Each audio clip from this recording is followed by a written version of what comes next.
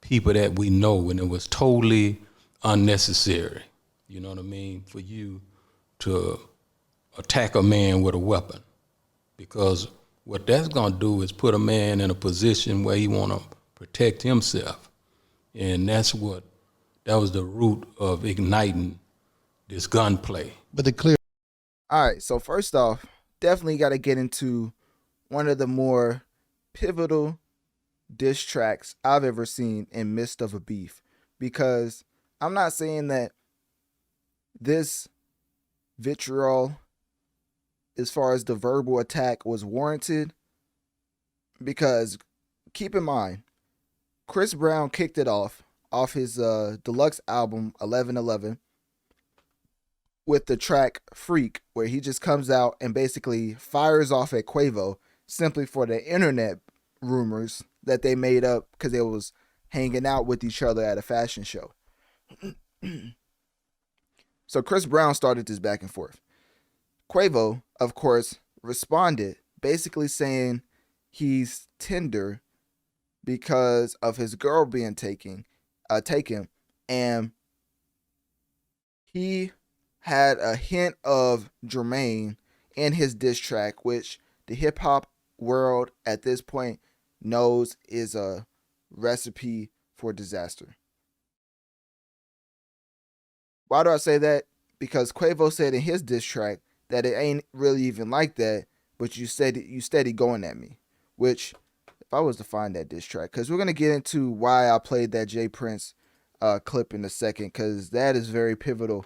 I mean, honestly, that's where one of my drops exists, because it was so powerful. Like when he was talking about the whole situation, I'm not gonna get all the way into it, but simply the clip I was playing was Jay Prince talking about the situation of how Takeoff was murdered, and he explained the whole situation and on $1 million worth of game. So that's where I got this clip from, because when he said it, time and place, the way he carefully chose his words, probably one of the more pivotal power statements I've heard in a long time. And I'm trying to find it. Oh, here it is. I'm gonna just say this to you: don't never put me in no position where I have to defend myself. And this is from when that interview aired. Like when he said that, I was like, this man is a different level of, I don't know if he's supervillain, Superman. I don't know if he's Lex Luthor or Nick Fury, but the intellect is out of this world. You know what I mean? That wouldn't be healthy for you. And, I have to say that. I hate, but it's $1 million worth of game. You know what I mean? It's $1 million worth of game, and I'm going to give it to him right on $1 million worth of game, because I ain't going to throw rocks and hide my hand. I'm going to just let it be known, to him, because I hear what's being said. And it's all love after that. And that is one of the more pivotal, powerful statements that ended up stopping the whole back and forth between Quavo's camp and the Jay Prince family. Because if you don't know, Jay Prince was basically beefing with Quavo and Offset for the fact that Quavo's brother, bodyguard, I forget who it was, but basically Takeoff was in the midst of that altercation, but he's not the one who started it. Quavo was in a dice game outside of like a bowling alley when the argument happened, and the physical confrontation that was started, not instigated, but that was ignited, was by his security team, Quavo's. Quavo had somebody with him that ended up punching. If you watch the whole interview, he breaks it down.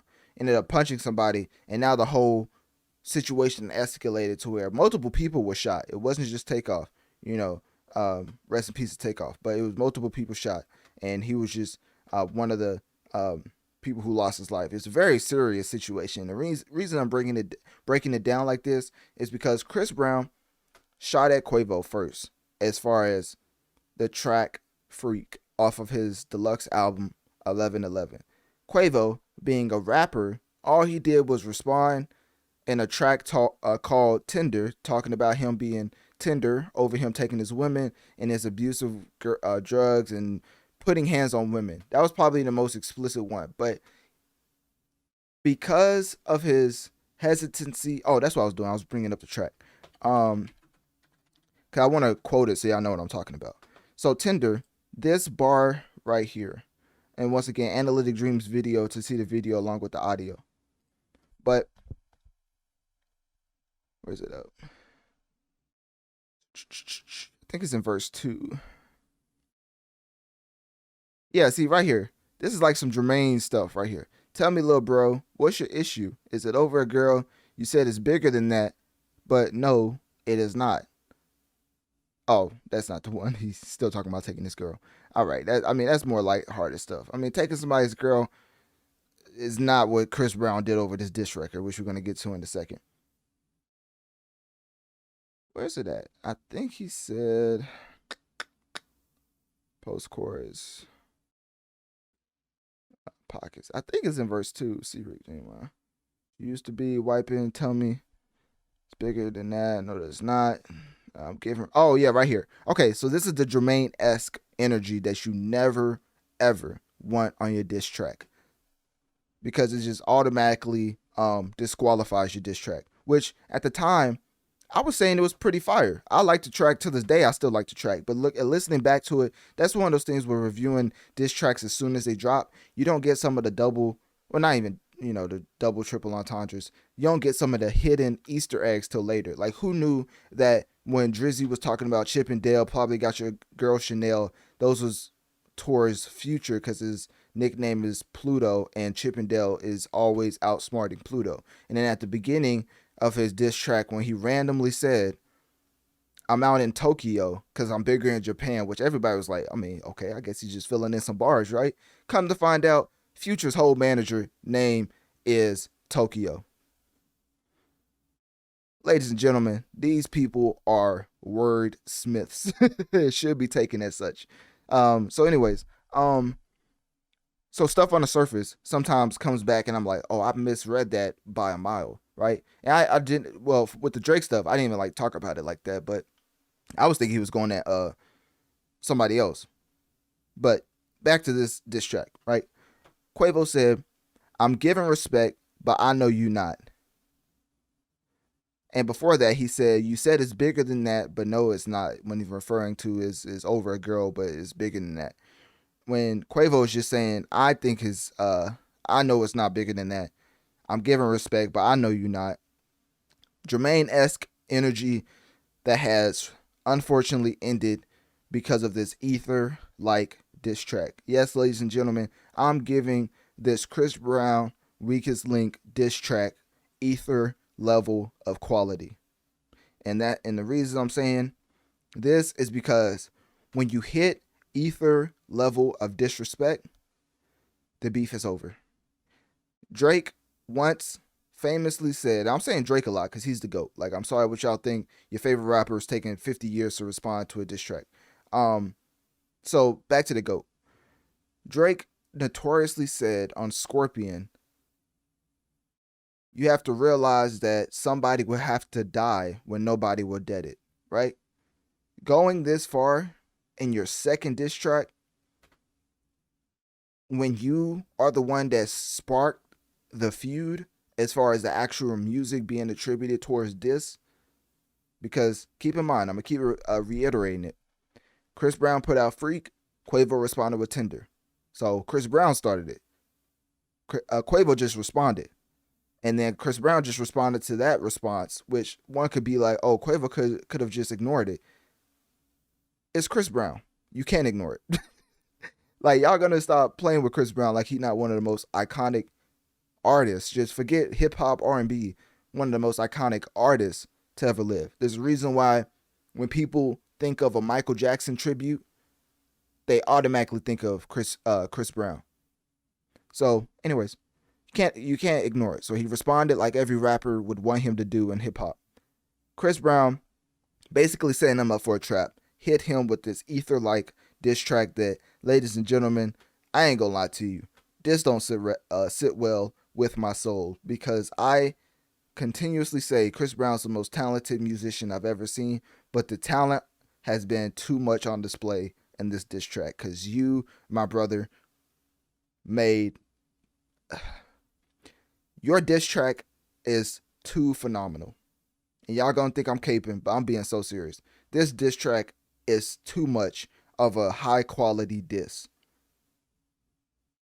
And once you reach that status with somebody who we've known in the past to have certain situations that may not be as law abiding, it gets into scary territory to where now, when we look at this Chris Brown and Quavo beef, we're no longer focused on if Quavo is going to respond musically. I'm sorry, but if we're talking about Drake and Kendrick, I don't know if there's anything they could say about each other that could result in something happening to one another. That's why we want a lyrical battle. That is why I'm calling this out the way I am. That's why I started with the J Prince sample. That's why I broke down the situation of takeoff passing, because of everybody talking about how Quavo's camp and J Prince's camp, being at odds. And then, of course, Offset jumped in, even though he wasn't there. But Chris Brown basically said, because we're going to get into the bomb he dropped, but we're going to start with a little bit. You know what I mean? This man literally said, I'm a ticking time bomb on a detonator. Oh, my goodness. All right, so where's it at? Yeah, this diss track is insane. Like, just reading this is insane. Like, if it didn't happen so soon, reminder, this happened in 2022, ladies and gentlemen. We're only 2 years removed from one of the greatest members of, one of the greatest group, one of the greatest hip hop groups of all time passing away, right? Only 2 years removed. This man said, crazy when he died, everybody really wished it was you instead.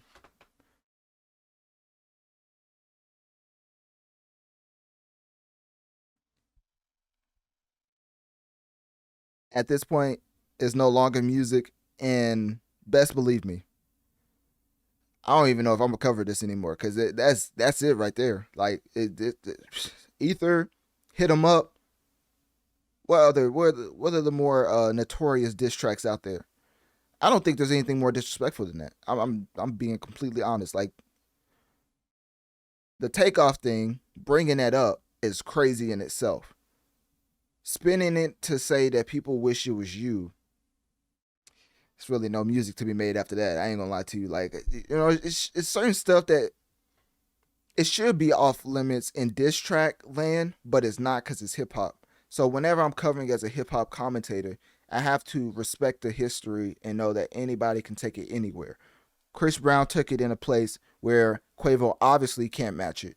So the beef is over. Chris Brown basically won.